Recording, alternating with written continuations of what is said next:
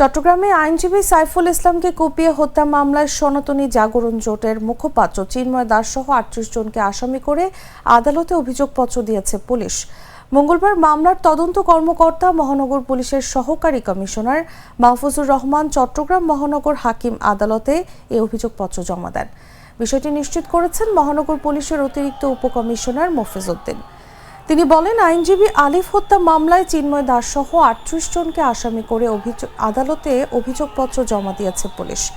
গত বছরের ২৬ নভেম্বর সনাতনী জাগরণ জোটের মুখপাত্র চিন্ময় দাসের জামিনকে কেন্দ্র করে চট্টগ্রাম আদালত এলাকায় সংঘর্ষের মধ্যে আইনজীবী আলিফকে কুপিয়ে হত্যা করা হয়।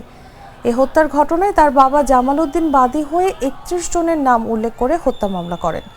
এছাড়া পুলিশের উপর হামলা, কাজে বাধা এবং আইনজীবী ও বিচার প্রার্থীদের উপর হামলা ও ককটেল বিস্ফোরণের ঘটনায় আরও ৫টি মামলা হয়।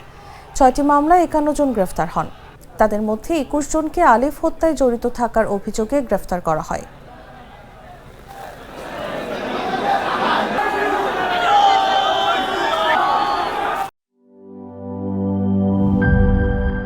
বান্ডেল থাকলে প্রতি সেনমানিতে টাকা বাঁচবে।